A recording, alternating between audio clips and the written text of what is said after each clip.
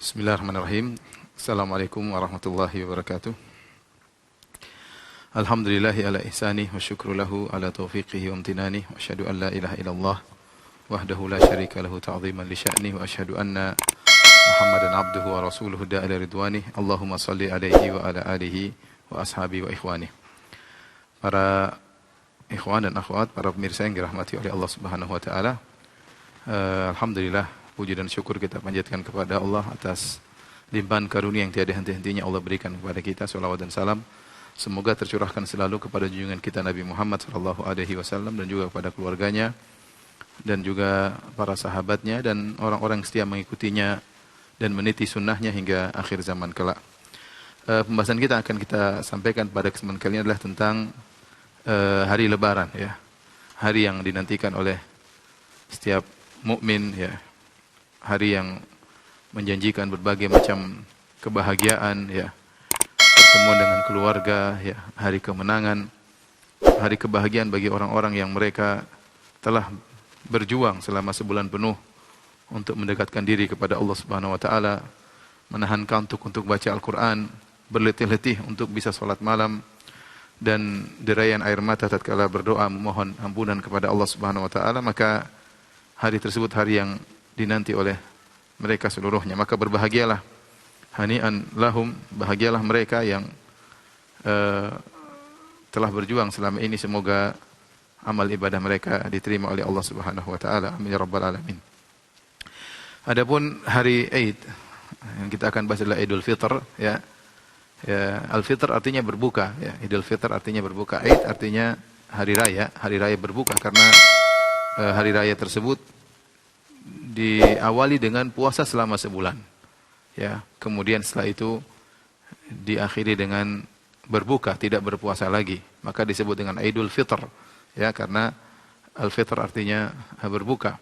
Dan inilah indahnya syariat Islam, bahwasanya dalam Islam ada dua hari raya keagamaan, ya, tahunan, ya, yaitu Idul Fitr dan Idul Adha. Idul Fitr dan Idul Adha. Yang kedua hari raya tersebut dibuka dengan ibadah.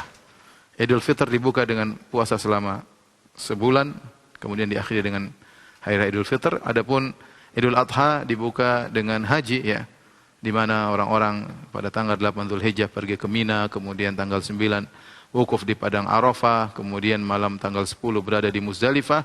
Maka tanggal 10-nya ada namanya hari raya Idul Adha, hari di mana para jemaah haji bersyukur kepada Allah dan juga diikuti oleh kaum muslimin di atas muka bumi ini untuk menyembelih sembelihan sebagai bentuk syukur kepada Allah Subhanahu wa taala. Oleh karenanya di antara keistimewaan hari raya umat Islam adalah dibuka dengan atau didahului dengan ibadah yang agung, ibadah puasa maupun ibadah haji. Kemudian di antara keistimewaan hari raya kaum muslimin adalah di pagi harinya dibuka dengan sujud kepada Allah Subhanahu wa taala, sujud. Dibuka dengan salat di waktu duha, begitu telah lewat waktu terlarang untuk salat, ketika matahari sudah dinaik, kemudian tiba waktu duha atau waktu syuruk, maka kemudian dianjurkan kaum muslimin untuk salat, ya, beribadah, berkumpul, bersyukur kepada Allah Subhanahu wa taala. Maka sungguh indah hari raya kaum muslimin. Bukan hari raya yang diisi dengan kemaksiatan, berhura-hura, dengan lupa kepada Rabbul Alamin. Tetapi hari raya kaum muslimin, ya, didahului dengan ibadah dan dibuka dengan ibadah. Namun di hari tersebut kaum muslimin diizinkan untuk bersenang-senang, ya, untuk bergembira pada hari tersebut. Bahkan dalam suatu pernyataan yang indah dari Al-Imam Ibnu Hajar rahimahullahu taala dalam Fathul Bari, beliau berkata, "Anna idharas sururi fil a'yadi min syi'arid din." Bahwasanya menampakkan kebahagiaan, kegembiraan pada hari raya termasuk dari syiar agama ini, dari syiar agama ini. Oleh karenanya pada waktu hari raya Nabi memberikan keringanan-keringanan bagi kaum muslimin. Sebagaimana datang dalam hadis, ya, ketika Rasulullah SAW berhari raya, maka ada sebagian dari orang-orang Habasyah bermain-main, ya, bermain-main, ya, perang-perangan di Masjid Nabawi, ya, sampai Nabi SAW meminta Aisyah ingin nonton, maka Aisyah pun menonton mereka bermain-main dalam Masjid Nabawi sambil menggunakan herbah mereka, tombak-tombak mereka, ya. Kemudian dalam riwayat Imam Ahmad sampai Rasulullah sallam ya berkata, kata Aisyah radhiyallahu taala anha, qala Rasulullah sallam yauma idzin, maka Rasulullah sallam berkata pada hari tersebut, lita'lama yahud, agar orang Yahudi tahu, anna fi dinina fushah, bahwasanya dalam agama kita ada kelonggaran. Inni ursiltu bihanifiyatin samhah, aku diutus oleh Allah dengan agama yang hanif dan samhah, yaitu yang mudah.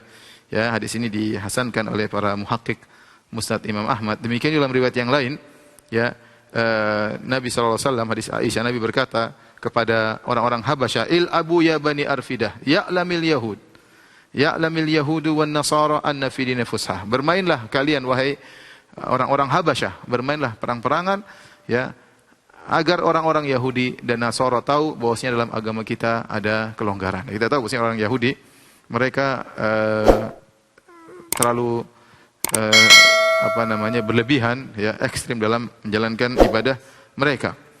Ini dalil bahwasanya tatkala di hari Lebaran dianjurkan untuk menunjukkan kegembiraan dan sukacita pada hari tersebut. Di antara dalil yang menunjukkan akan hal ini juga, sebagaimana dalam hadis yang masyhur dari hadis Anas bin Malik radhiyallahu taala anhu, beliau berkata, qadiman Nabi sallallahu alaihi wasallam wa li ahli al-Madinati yaumani yal'abuna fihima. Ketika Nabi sallallahu alaihi wasallam datang kota Madinah, ya, maka penduduk kota Madinah memiliki 2 hari yang mereka bermain-main pada hari tersebut di zaman jahiliyah. Ya, yal'abuna fihima fil jahiliyah. Ada 2 hari yang mereka sering bergembira di situ, tapi sudah mereka lakukan sejak zaman jahiliyah. Maka Nabi berkata, qadimtu alaikum walakum yaumani tal'abuna fihima. Aku datang kepada kalian wahai penduduk kota Madinah, dan kalian memiliki 2 hari yang kalian bersenang-senang pada 2 hari tersebut, bergembira pada hari tersebut fil jahiliyah, di zaman jahiliyah. Wa qad abdalakumullahu bihima khairan minhuma. Maka Allah telah menggantikan 2 hari senang-senang kalian tersebut dengan 2 hari yang lebih baik daripada 2 hari ini, yaitu yauman nahar wa yaumul fitr, yaitu hari Idul Adha dan juga hari Idul Fitr, ya, hari Idul Adha dan hari Idul Fitr, ya. Saya bacakan perkataan As-San'ani rahimahullahu taala dalam kitabnya Subulus Salam mengomentari hadis ini. Wa fihi dalilun ala anna idharus surur fil aidain mandub. Ini dalil bahwasanya menampakkan kegembiraan pada 2 hari raya Idul Fitri dan Idul Adha adalah disunnahkan. Wa anna dzalika minasyari'ah allati syara'aha Allah li ibadihi, dan bahwa ini termasuk dari syariat yang Allah syariatkan kepada hamba-hambanya. Idh fi ibdali aidil jahiliyah bil aidain al madhkurain dalalatun ala annahu yuf'alu fil aidain al masyru'ain ma taf'aluhu al jahiliyah fi ayadihima. Perhatikan sini poin yang ingin sampaikan. Kenapa? Apa dalilnya bahwasanya bersenang-senang pada hari tersebut dianjurkan? Kata As-San'ani, karena kata San'ani, ketika 2 hari raya jahiliyah tersebut mereka bermain-main, yal'abuna fihim. Mereka bermain bebas disebut permainan mereka, entah apa yang mereka mainkan, tapi intinya yal'abun, bermain-main, ya. Makanya tadi Nabi berkata kepada orang-orang Habasyah, il'abu bani arfidah, bermain-mainlah kalian, ya. Kemudian harinya diganti dengan Idul Adha dan Idul Fitr, maka apa yang dilakukan oleh orang jahiliyah, permainan mereka juga disunnahkan pada hari Idul Fitr dan Idul Adha. Innama khalafahum fi ta'yinil waqtain. Hanya saja yang diselisih oleh Nabi adalah masalah waktunya. Waktunya itu Idul Fitri, Idul Adha. Adapun isi dari hari tersebut bersenang-senang tetap dianjurkan.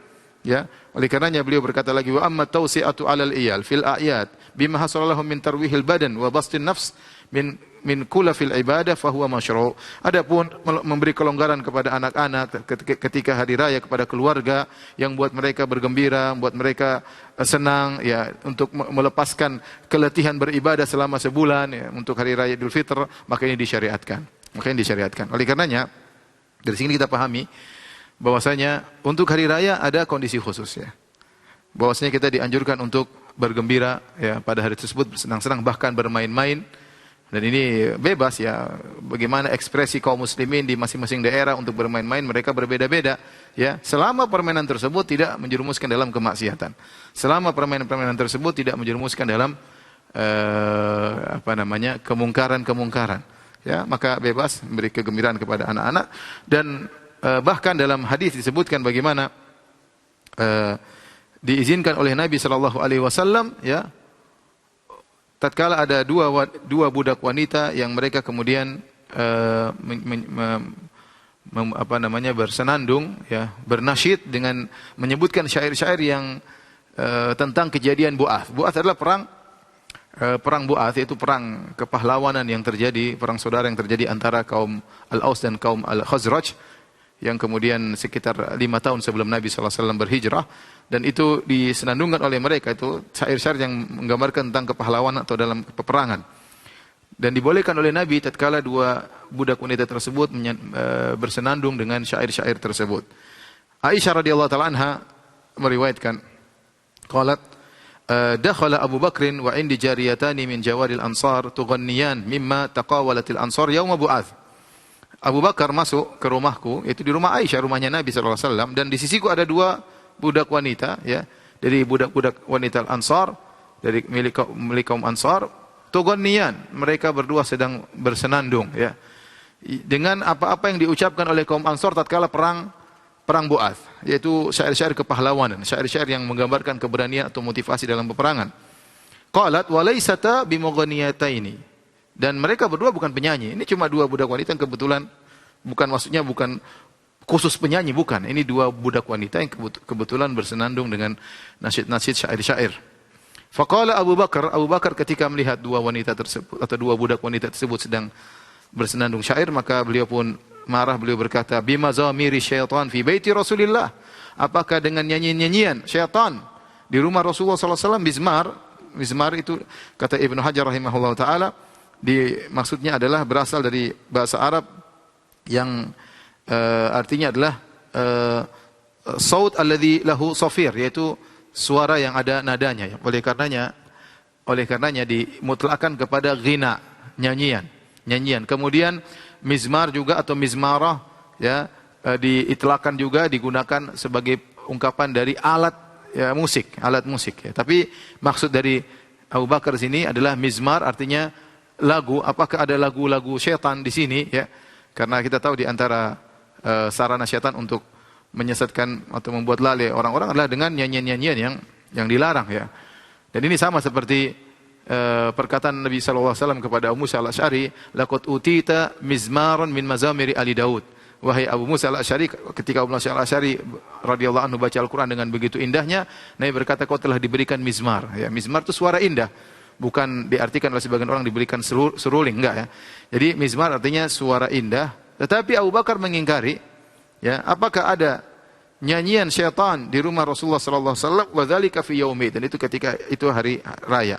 Maka Rasulullah SAW berkata, ya Abu Bakrin, wahai Abu Bakar, inna likulli qaumin aidan wa hadza aiduna, setiap kaum ada idnya dan ini adalah id kita, ya. Ini adalah id kita. Ini dalil bahwasanya boleh sampai kalau ada nasyid-nasyid dilakukan pada hari raya tersebut, maka tidak mengapa. Intinya ini semua dalil para pemirsa yang dirahmati Allah Subhanahu wa taala, bahwasanya di antara yang disyariatkan, ya.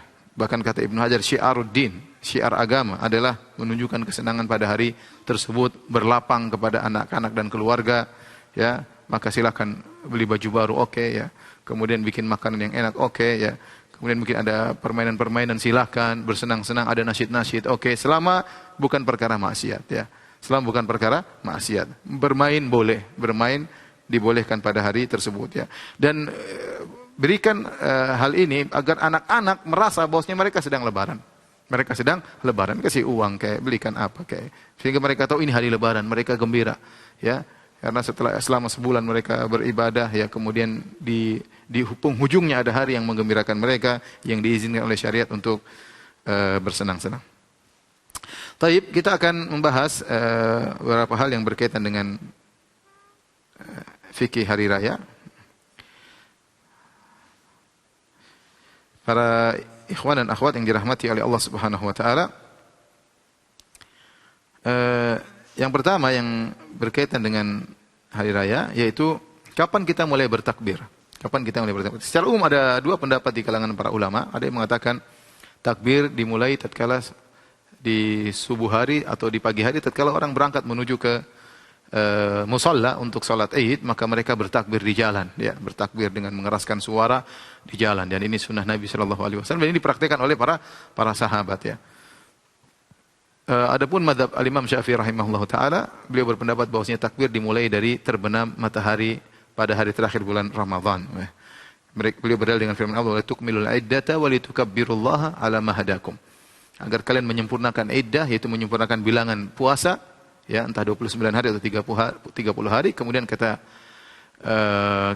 Allah Subhanahu wa taala, "Wa litukabbirullah," agar kalian bertakbir mengagungkan Allah, 'ala ma hadakum, atas hidayah yang Allah berikan kepada kalian, yaitu bersyukur kepada Allah telah diberi kemudahan berpuasa selama sebulan, telah diberi kenikmatan untuk bisa baca Al-Quran di hari-hari tersebut, untuk bisa sholat malam, berdoa, bermunajat, dan yang lainnya, maka dianjurkan untuk bertakbir sejak di malam hari. Ya.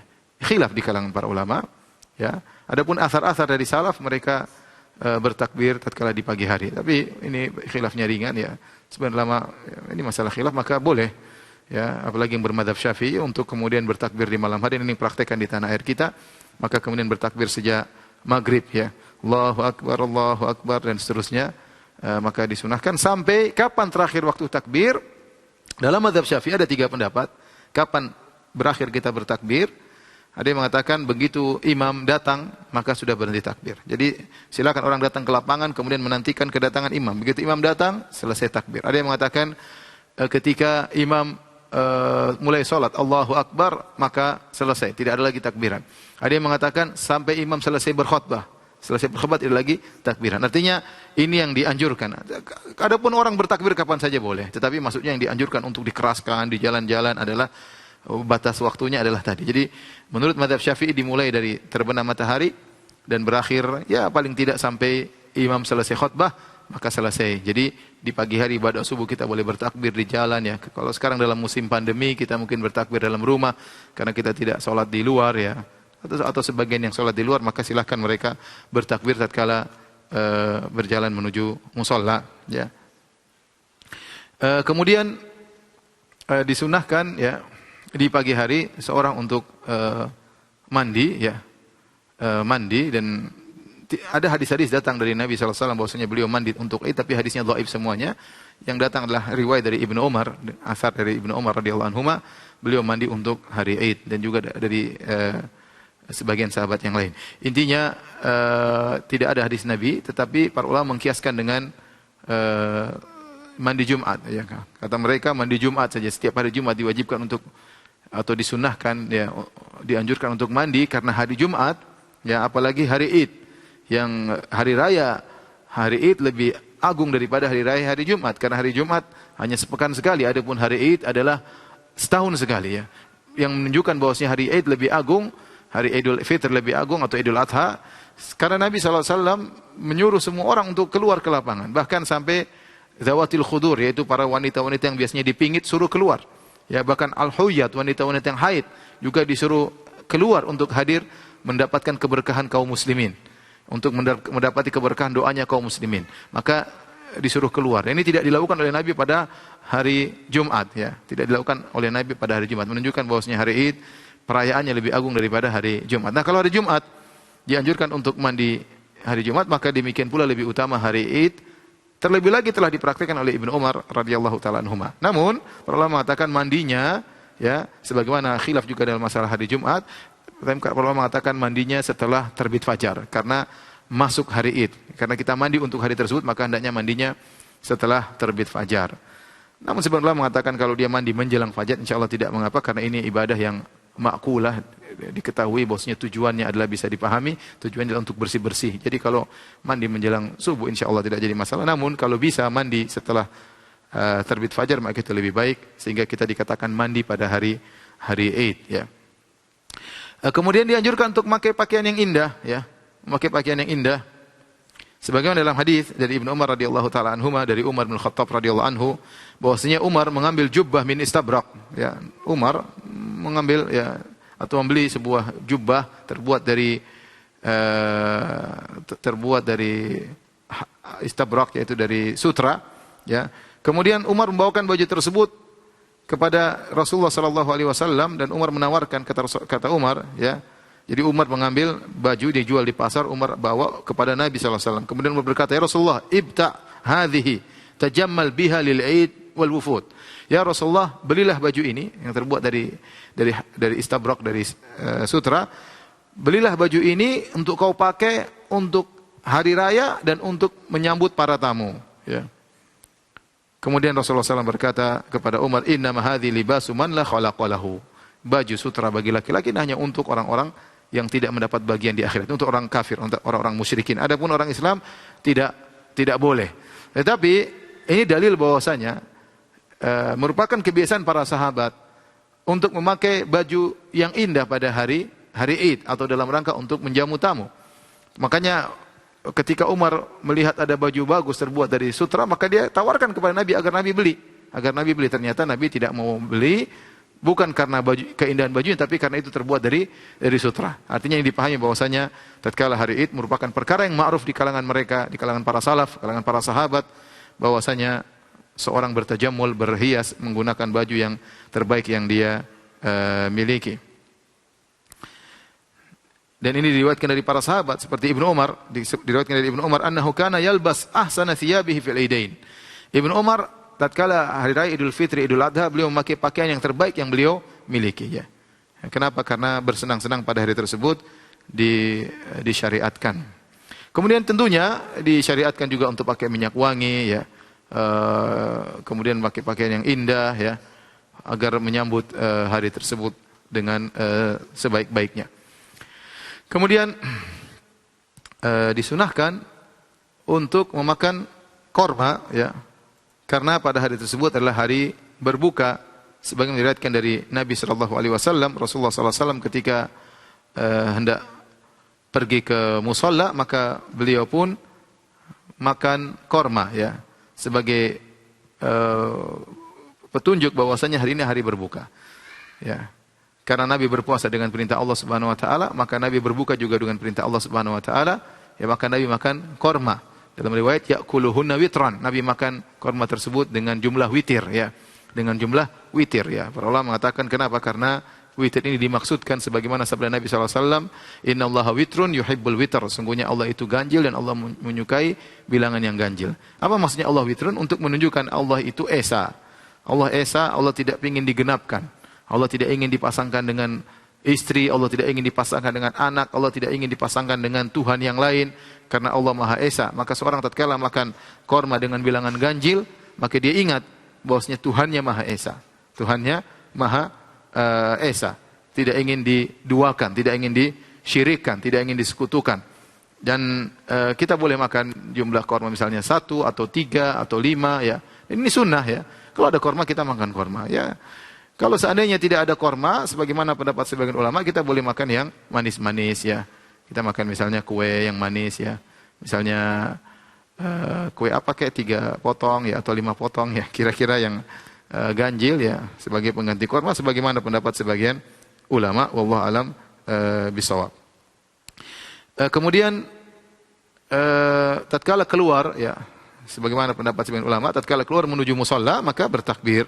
Kalau tidak pergi ke musalla maka silakan bertakbir di rumah sampai selesai salat Id. Adapun takbir, ya, boleh dimulai dari maghrib sebagaimana pendapat Al-Imam Syafi'i rahimahullahu taala, maka tidak ada lafal khusus datang dari Nabi sallallahu alaihi wasallam. Yang sahih datang dari sebagian sahabat, dan beberapa lafal disampaikan oleh para sahabat, di antaranya, ya, saya bacakan di antaranya seperti lafal Allahu Akbar, la ilaha illallah, wallahu akbar, ya, Allahu Akbar walillahil hamd, ya. Ini yang sering kita ucapkan, Allahu Akbar, la ilaha illallah, Allahu Akbar walillahil hamd, sambil kita hayati, ya, Allah Maha besar, ya. Kata Allah tadi, walitukabbirullaha ala ma hadakum, agar kalian mengagungkan Allah atas hidayah yang Allah telah berikan kepada kalian. Kita bersyukur pada hari tersebut, kita agungkan Allah, ya, di masa musim wabah, musim pandemi ini ternyata kita masih diizinkan untuk bisa ibadah di bulan Ramadan, masih bisa puasa, masih bisa salat malam, masih bisa baca Al-Qur'an, dan masih bisa berlebaran. Nikmat luar biasa dari Allah Subhanahu wa taala, maka diakhiri dengan walillahil hamd. Segala puji hanya milik Allah Subhanahu wa taala, ya, hanya Allah yang berhak untuk dipuji. Secara zatnya Allah dipuji dari 2 sisi, karena zatnya yang maha sempurna kita puji Allah Subhanahu wa taala, yang kedua karena nikmat-nikmatnya yang Allah berikan kepada kita, kita memuji Allah Subhanahu wa taala. Adapun makhluk maka mereka dipuji bukan karena zatnya, tapi karena kelebihan yang Allah berikan kepada makhluk tersebut. Ini tadi Ibnu Mas'ud bertakbir Allahu Akbar, la ilaha illallah, Allahu Akbar, walillahil hamd. Kemudian Ibnu Abbas, takbirnya agak beda. Ibnu Abbas radhiyallahu anhu, ya, takbirnya Allahu Akbar, walillahil hamdu, Allahu Akbar wa ajal, Allahu Akbar ala ma hadana. Ya, ini takbirnya Ibnu Abbas. Saya ulangi, Allahu Akbar, walillahil hamd, Allahu Akbar wa ajal, Allahu Akbar ala ma hadana. Ya. Ini juga boleh, ya, diriwayatkan dari Ibnu Abbas radhiyallahu taala anhuma. Kemudian juga dari Salman, ya, radhiyallahu anhu,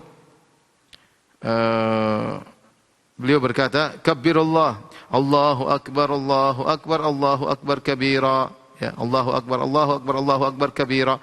Alhamdulillah, ini lafal-lafal yang sering kita dengar, tidak jadi masalah, ya. Namun kita berusaha mengikuti takbir yang diucapkan para salaf karena mereka lebih tahu bagaimana mengagungkan Allah dan mereka lebih tahu bagaimana mensyukuri Allah Subhanahu wa taala, ya. Ibnu Hajar rahimahullah pernah berkata, waqad uhditsa fi hadzal zaman ziyadatun fi dzalika la asla laha. Telah diada-adakan di zaman beliau, di zaman ini, itu di zaman Ibnu Hajar, tambahan-tambahan dalam takbir yang tidak ada asalnya, Para pemirsa yang dirahmati oleh Allah Subhanahu wa taala, ya. Tadi kita sebutkan, ya, sebelum seorang keluar menuju musalla maka dianjurkan untuk makan korma, ya, sebagai bukti bahwa ini hari-hari berbuka, bukan lagi hari puasa. Berbeda dengan Idul Adha. Kalau Idul Adha dianjurkan seorang, ya, segera sholat, kemudian jangan makan, ya, begitu habis subuh dia tidak makan, kemudian dia sholat. Dia makannya kapan? Setelah dia menyembelih kambingnya atau ontanya, ya, kemudian dia makan dari hasil sembelihan tersebut. Jadi untuk Idul Fitri dan Idul Adha berbeda dari sisi makan. Kalau Idul Fitri makan sebelum sholat, kalau Idul Adha makan setelah sholat. Karena Idul Fitri tujuannya adalah untuk menunjukkan sekarang hari berbuka, sehingga makan dulu baru kemudian sholat. Adapun Idul Adha adalah untuk segera menyembelih, untuk bersyukur kepada Allah, maka dia makan dari hasil sembelihannya. Demikian, ya, perbedaan antara Idul Fitri dan Idul Adha. Kemudian perbedaan kedua kata para ulama, kalau Idul Adha segera, jangan tunda-tunda. Begitu matahari sudah setinggi tombak, yaitu waktu duha, yaitu 15 menit atau 20 menit setelah sunrise, maka kemudian sholat jangan ditunda. Kenapa? Agar segera bisa menyembelih onta dan kambing, ya, karena tidak boleh disembelih sebelum sholat. Maka hendaknya segera dikerjakan sholat. Berbeda dengan Idul Fitri, sebenarnya mengatakan diakhirkan, jangan segera, agak diakhirkan. Supaya apa? Supaya masih ada kesempatan orang-orang yang belum bayar zakat. Karena batas terakhir orang bayar zakat adalah sebelum sholat. Kalau membayar zakat setelah sholat sah, tapi qadha hukumnya. Qadha bukan pada waktunya. Tentunya berbeda antara kita bayar zakat pada waktunya dengan setelah waktunya. Jadi ini bedanya. Saya ulangi, kalau Idul Fitri agak ditunda tidak jadi masalah agar orang yang belum bayar zakat segera membayarnya. Adapun Idul Adha dianjurkan untuk segera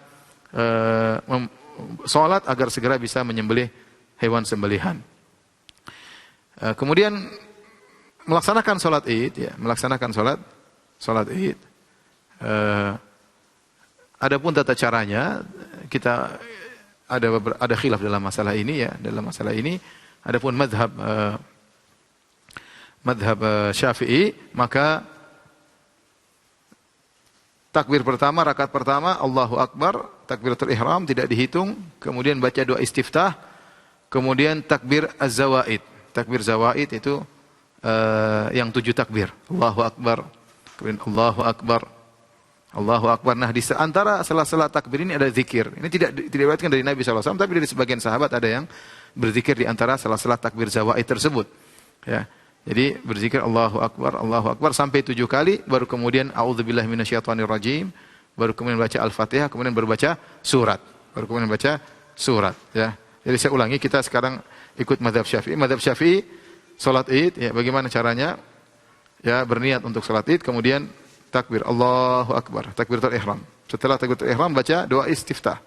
Misalnya Allahumma ba'id baini wa baini khotoya sampai selesai. Setelah itu baru takbir zawaid 7 kali. Allahu akbar. Kemudian baca misalnya Allahu akbar kabira walhamdulillahi katsira. Terserah baca ada baca la ilaha illallah syarika lahul mulku wa lahul syai'un qadir, bebas ya. Subhanallah alhamdulillah. Yang penting ada zikir di antara sela-sela takbir zawaid tersebut. Takbir tambahan yang 7. Allahu akbar ya. 1, Allahu akbar 2, Allahu akbar 3, Allahu akbar 4, Allahu akbar 5, Allahu akbar 6, Allahu akbar 7, baru kemudian auzubillahi minasyaitonir rajim. Kemudian baca Al-Fatihah, kemudian baca surat ya. Baca surat dianjurkan untuk rakaat pertama, surat Sabbihisma rabbikal a'la atau surat Qaf ya, surat Qaf. Setelah itu kemudian takbir lagi untuk ruku, kemudian melanjutkan rakaat pertama selesai, kemudian bangun ke rakaat kedua, namanya takbir intiqal, perpindahan dari sujud menuju berdiri, Allahu Akbar. Ketika sudah berdiri, ya, takbir intiqal perpindahan dari sujud menuju berdiri tidak dihitung, kemudian takbir lagi 5 kali, ya. Allahu Akbar, nama takbir zawaid 5 kali. Allahu Akbar 2, Allahu Akbar 3, Allahu Akbar 4, Allahu Akbar 5. Di antara sela-sela takbir silakan berzikir, tasbih, tahlil atau tahmid silakan atau takbir. Ya, baru kemudian baca Al-Fatihah dengan dijahar, kemudian baca surat rakaat kedua, dianjurkan surat Al-Ghasyiyah atau surat Al-Qamar atau surat yang lain tidak jadi masalah. Kemudian menyelesaikan rakaat. Kemudian setelah di penghujung rakaat kedua kemudian mengucapkan salam. Ini menurut mazhab Syafi'i. Menurut mazhab Maliki berbeda ya. Kalau menurut mazhab Maliki ya, takbir yang rakaat pertama 7 kali, takbiratul ihram sudah termasuk. Jadi langsung Allahu Akbar 2, Allahu Akbar 3 sampai 7, Allahu Akbar 7, baru baca doa istiftah, baru kemudian ta'awudz, baru kemudian Al-Fatihah dan selanjutnya. Adapun untuk rakaat kedua sama dengan mazhab Syafi'i ya. Allah alam, kita terserah semuanya, insyaallah khilaf yang ringan, tidak terlalu berat. Mereka sama-sama berdalil dengan hadis Nabi, mereka sama berdalil dengan athar dari Abu Hurairah. Abu Hurairah salat 7 kali takbir rakaat pertama, 5 kali takbir rakaat kedua, cuma mereka berselisih dalam memahami apa yang dimaksud dengan 7 takbir tersebut. Apakah takbiratul ihram termasuk atau tidak? Ya, Imam Malik mengatakan tidak, takbiratul ihram termasuk dari 7 tersebut. Dan Abu Hurairah tinggal di kota Madinah, ya, mengajarkan ilmu di kota Madinah, salat Id di kota Madinah, sehingga kata Imam Malik penduduk Madinah lebih tahu tentang praktek Abu Hurairah, ya, sehingga Imam Malik mendapati mereka 7 takbir termasuk takbiratul ihram. Terserah kita mengikuti yang mana, intinya ini masalah khilafiyah dan tidak begitu urgen. Kemudian kalau seorang misalnya masbuk kemudian mendapati imam sudah takbir, misalnya takbir keempat, maka dia ikuti saja, ya, dia ikuti takbir yang tersisa. Misalnya dapati imam takbir keempat, sudah, dia tinggal lanjutkan 4, 5, 6, 7. Dia tidak usah kejar, dia ngikuti yang dia sudah dapatkan dari imam tersebut. Pertanyaan, bagaimana kalau kemudian imam lupa? Dan ini sering terjadi ya, sering terjadi. Imam mungkin karena saking terharunya, saking gembiranya pada tersebut, rakaat pertama langsung Allahu Akbar, langsung baca Al-Fatihah, tidak 7 kali takbir, ya. Tidak 7 kali takbir. Apalagi nanti akan muncul imam baru, ya. Musim pandemi ini akan muncul imam baru dan kemungkinan salah itu ada. Apa yang harus dia lakukan? Ternyata dia langsung baca Al-Fatihah, alhamdulillahirabbil alamin arrahmanirrahim maliki yaumiddin, bahkan sudah baca surat baru dia ingat tadi takbir cuma sekali. Apa yang dia lakukan? Ya. 2 pendapat ya secara umum, ya. Ada beberapa pendapat tapi secara umum 2 pendapat yang menonjol, ya. Yang pertama adalah dia ulang lagi dari awal. Dia ulang kembali lagi, Allahu Akbar, dia tambahkan 7 takbir zawaid, kemudian dia ulangi lagi Al-Fatihah, ya. Ini boleh, ya. Ini pun nanti ada khilaf, ada sujud sahwi atau tidak. Mazhab Syafi'i tidak perlu sujud sahwi. Yang kedua, yang saya rasa lebih mudah, kalau dia lupa lanjutin aja, karena hukum takbir zawaid 7 tambahan dan 5 tambahan rakaat kedua itu sunnah, tidak mengapa. Seandainya seorang meninggalkannya tidak mengapa dan juga tidak wajib, tidak harus sujud sahwi. Jadi kalau kemudian dia lupa, lanjut aja, tidak jadi masalah, tetap salat Idnya sah. Permasalahan berikutnya, bagaimana kalau seandainya seorang tidak tahu bahwasanya salat Id, ya, bahwasanya hari itu adalah hari raya, ya. Dan ini kalau kemungkinan sekarang mungkin enggak, tapi kalau zaman dulu mungkin terjadi. Seorang tidak lihat hilal. Dia tidak ada kabar bahwasanya hari ini sudah hari Id. Dia masih puasa. Kemudian setelah zuhur baru dikabarkan suatu kampung bahwasanya kampung sebelah sudah lihat hilal pada malam hari sehingga sekarang sudah lebaran. Tapi taunya setelah zawal. Padahal kita tahu namanya waktu sholat id adalah sampai sebelum duhur. Ya kira-kira sebelum zawal, kira-kira sampai 10 menit sebelum zuhur. Itu waktu sholat id. Jadi sholat id boleh dikerjakan jam 10, boleh jam 11. Yang penting 10 menit sebelum azan zuhur. Ya. Tapi kalau sudah tahu setelah zawal, maka kata para ulama, ya dan ini pernah terjadi di zaman salaf, sholat di keesokan harinya. Sholat di keesokan harinya. Ya. Namun insya Allah ini tidak pernah terjadi di zaman kita karena alhamdulillah sarana informasi begitu mudah. Ya. Kemudian seperti musim pandemi sekarang, maka jika seorang tidak bisa sholat lapangan, maka silakan sholat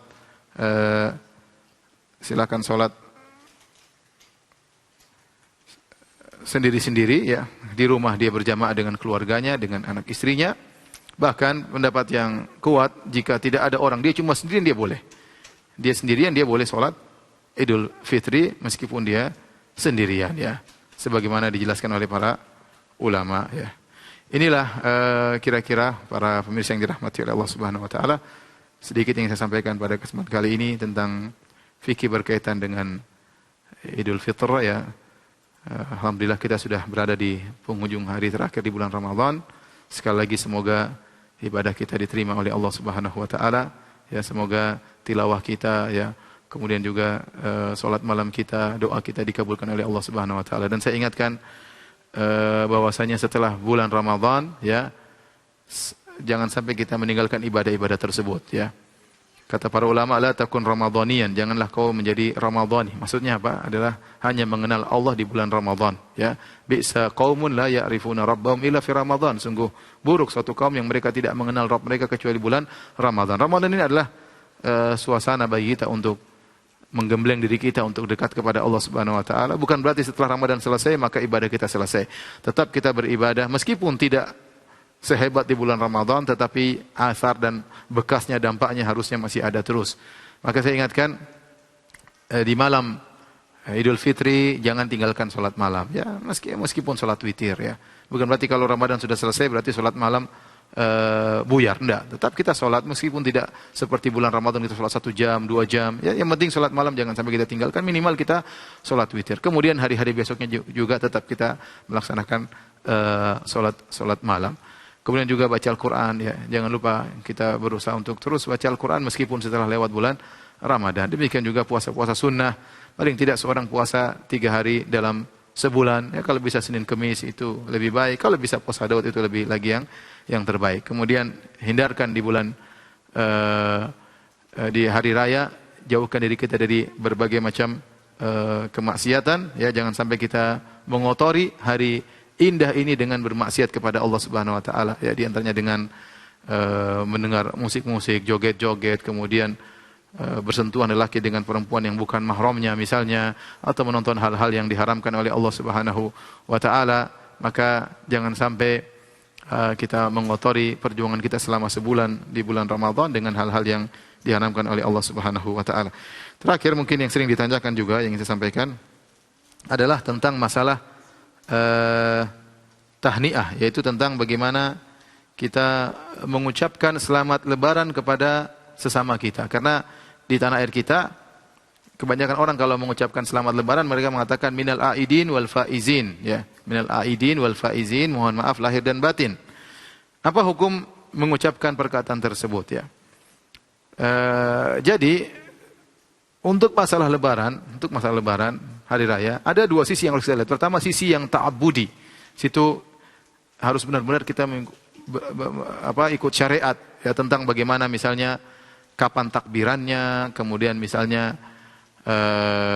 bagaimana cara sholatnya, ya, aturan sholatnya, misalnya sholat id tanpa adzan, tanpa iqamat, misalnya pelaksanaannya bagaimana, takbirnya berapa kali, rakaat pertama, rakaat kedua berapa kali. Ini namanya sisi dari ta'abbudi, yaitu sisi ibadahnya.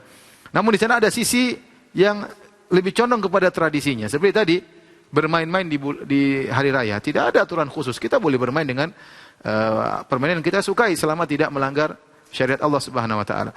Kemudian yang kedua dari sisi misalnya mengungkapkan kegembiraan. Bagaimana kita mengekspresikan kegembiraan kita. Di antaranya adalah mengucapkan selamat lebaran kepada yang lain. Datang dari sebagian salaf kalau mereka bertemu kemudian di antara mereka mengucapkan taqabbalallahu minna wa minkum. Dan ini ungkapan yang paling indah. Semoga Allah menerima ibadahku dan ibadah kalian. Karena kita sudah beribadah selama sebulan, yang paling kita harapkan adalah ibadah kita diterima. Tetapi selain daripada itu, boleh seorang menulis kartu lebaran, selamat lebaran, minal aidin wal faizin. Apa minal aidin wal faizin juga termasuk doa. Minal aidin artinya, al aidin itu orang-orang yang melaksanakan hari raya. Al aidin yaitu orang-orang yang berid. Yang berid, yaitu melakukan hari raya. Al faizin maksudnya termasuk orang yang menang, ya, artinya semoga diterima oleh Allah, menang di hari lebaran dengan maksudnya ibadah diterima. Dan ini sebenarnya ungkapan lain dari taqabbalallahu minna wa minkum. Taqabbal minal faizin maksudnya semoga termasuk orang-orang yang berhasil, yang menang, yang diselamatkan dari neraka jahanam selama beribadah di bulan Ramadan. Mirip dengan taqabbalallahu minna wa minkum, tapi ini kebiasaan orang Indonesia. Namun ucapan minal aidin wal faizin juga saya dengar diungkap oleh sebagian orang-orang Arab, sebagaimana ketika saya tinggal di Madinah, saya juga dengar sebagian mereka mengatakan demikian, minal aidin wal faizin, mereka ucapkan demikian. Ya, dan ini hukumnya boleh. Saya bacakan fatwa Syekh Shalih Al-Utsaimin rahimahullah. Beliau ditanya, "Ma hukmu tahni'ah bil Aid?" Apa hukum mengucapkan selamat pada hari lebaran? Wa hal laha sighatun muayyanah? Apakah ada lafal khusus untuk mengucapkan selamat lebaran? Maka Syekh Muhammad bin Shalih Al-Utsaimin rahimahullah berkata, "At-tahni'ah bil Aid jaizah." Mengucapkan selamat lebaran itu boleh. Wa laisa laha tahni'atun makhsusatun, dan tidak ada lafal khusus. Bal ma'tadahu an-nasu fahuwa jaizun ma lam yakun itsman. Kaidah. Beliau mengatakan apa yang dilakukan tradisi masyarakat maka itu hukumnya boleh selama bukan dosa. Jadi hukum asalnya boleh seorang mengucapkan selamat ini, selamat anu, ya, selama tidak dosa, ya. Beliau juga berkata, "At-tahni'atu bil Aid qad waqa'at min ba'dhi sahabah radhiyallahu anhum." Mengucapkan selamat untuk hari raya dilakukan oleh sebagian sahabat. Wa ala fardhi annaha lam taqa fa innaha al-an min al-umuril adiyah. Seandainya para sahabat juga tidak melakukannya, maka ini termasuk perkara tradisi. Allati i'tadaha an-nas, yang sering dilakukan oleh orang-orang. Yuhanni ba'dhum ba'dhan bi bulughil Aid wa istikmali shaum wal qiyam, di mana mereka saling mengucapkan selamat karena telah sampai pada hari raya dan mereka telah menyempurnakan puasa dan salat malam mereka. Beliau juga ditanya, "Ma hukmul musafahah wal mu'anaqah wat tahni'ah ba'da salatil Id?" Apa hukum jabat tangan setelah salat Id, peluk-pelukan setelah salat Id? Ya, ini tidak diriwayatkan dari Nabi sallallahu alaihi wasallam. Maka beliau menjawab, "Hadhil asya' la ba'sa biha." Perkara-perkara ini tidak mengapa. Li'anna an-nas la yattakhidunaha 'ala sabili ta'abbud, karena orang-orang melakukannya bukan ini sebagai bentuk ibadah. Wa taqarrub ila Allah, bukan sebagai bentuk bertaqarrub kepada Allah Subhanahu wa taala. Inna ma yattakhidunaha 'ala sabilil 'adah. Mereka melakukannya karena dalam sebagai bentuk tradisi. Wal ikram wal ihtiram, dalam rangka untuk menghormati, menghargai. Wa madamat adah lam yarid syar' bin nahi anha fa innal asla fiha al ibahah. Selama karena ini adalah perkara tradisi, maka selama syariat tidak datang dalil melarang, maka hukum asalnya adalah boleh. Hukum asalnya adalah boleh. Karena itu, jika ada orang mengucapkan selamat lebaran dengan ungkapan-ungkapan mereka sendiri, selama tidak ada dosa dalam ungkapan tersebut, maka itu tidak jadi masalah. Tapi yang terbaik kita mengatakan taqabbalan minna wa minkum, selama semoga diterima amal ibadah kita, atau minal aidin wal faizin, semoga termasuk orang melakukan hari raya, wal faizin termasuk orang yang menang pada hari lebaran. Ini juga di antara bentuk doa. Dan sebagian orang-orang Indonesia menambah dengan mohon maaf lahir dan batin. Mohon maaf lahir dan batin. Taib. Mohon maaf lahir dan batin, ya sungguhnya kalau kita punya salah sama orang, kita segera minta maaf. Jangan tunggu hari lebaran baru kita minta maaf, ya. Karena namanya dendam atau dosa. Kalau kita punya dosa, kita segera minta maaf. Bisa jadi kita meninggal lebih dahulu daripada orang yang kita zalimi, atau bisa jadi orang yang kita zalimi meninggal lebih dahulu daripada kita, sehingga kita tidak sempat minta maaf, urusannya akhirnya di akhirat. Dan kita tidak ingin kita meninggal punya urusan di akhirat. Oleh karena jika seorang punya salah, segera dia minta maaf, tidak tunggu hari raya, atau tidak tunggu bulan Ramadan baru minta maaf. Kapan dia punya dosa, segera punya salah sama orang, segera dia minta maaf agar hatinya bersih dan segera dimaafkan oleh Allah Subhanahu wa taala. Tetapi ungkapan mohon maaf lahir dan batin, ini sudah jadi suatu ungkapan orang Indonesia, bahkan diucapkan kepada orang yang dia tidak salah kepadanya. Seakan-akan sudah suatu stempel yang merupakan pelengkap dari minal aidin wal faizin, mohon maaf lahir dan batin. Dan kita bilang tadi, kaidah Syekh Utsaimin rahimahullahu taala selama ini sudah ditradisikan oleh masyarakat, dan tidak ada makna dosa di situ, ya maka tidak jadi masalah insyaallah taala. Jadi kalau orang mengungkapkan mohon maaf lahir dan batin, kita boleh jawab dengan ungkapan tersebut juga, karena ini tradisi masyarakat Indonesia dan hukum asal tradisi adalah boleh selama tidak melanggar syariat.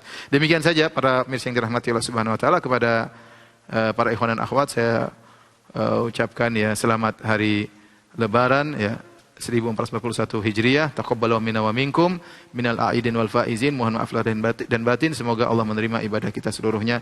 Wabillahi taufiq wal hidayah. Assalamualaikum warahmatullahi wabarakatuh.